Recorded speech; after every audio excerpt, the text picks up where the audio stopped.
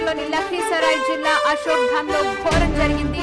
శివాలయంలో తొక్కిసలాట జరిగి 7 ప్రాణాలు కోల్పోగా మరో 12 మంది తీవ్రంగా గాయపడ్డారు.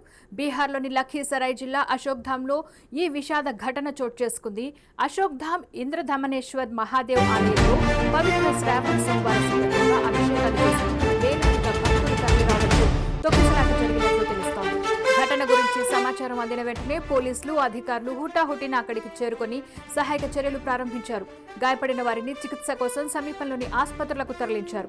ఈ రోజు ఉదయం 6:30 నుంచి 6:45 మధ్య 2 రైళ్లు ఒకేసారి రావడంతో భక్తుల రద్దీ అసాధారణంగా పెరిగిపోయింది. అదే సమయంలో ఆలయం బయట కరెంట్ స్తంభం కూలి కరెంట్ షాక్ తగిలిందన్న పుకారు వ్యాపించి భక్తులు భయంతో ఒక్కసారిగా పరుగులు తీశారు. దీంతో బారికేడ్లు కూలిపోయి భక్తులు ఒకరిపై ఒకరు పడి తొక్కుకుంటూ వెళ్లిపోయారు. దీంతో 7 మరణించగా 12 మంది తీవ్రంగా గాయపడ్డారు. అయితే క్షతగాత్రుల్లో పలువురి పరిస్థితి విషమంగా ఉందని వైద్యులు చెబుతున్నారు. దీంతో మృతుల సంఖ్య ఇంకా పెరిగే అవకాశం ఉందని తెలుస్తోంది. ప్రస్తుతం మృతులను గుర్తించి వారి కుటుంబ సభ్యులకు అప్పగించేందుకు ఏర్పాట్లు చేస్తున్నామని లఖీసరాయ్ జిల్లా కలెక్టర్ శైలేంద్ర కుమార్ తెలిపారు. మరణించిన వారిలో ఎక్కువ మంది మహిళలే ఉన్నారని ఆయన చెప్పారు. ఈ విషాద ఘటనపై బీహార్ సీఎం సామ్రాట్ చౌదరి, కేంద్ర మంత్రి రాజ్నాథ్ సింగ్ తీవ్ర దిగ్భ్రాంతి వ్యక్తం చేశారు.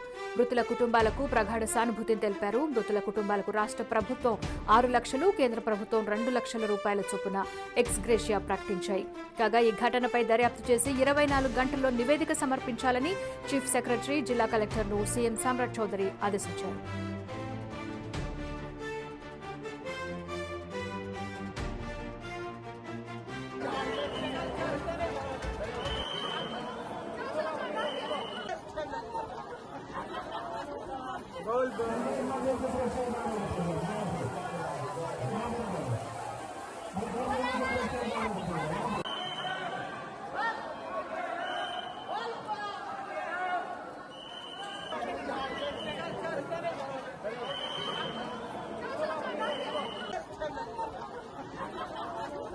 Gol.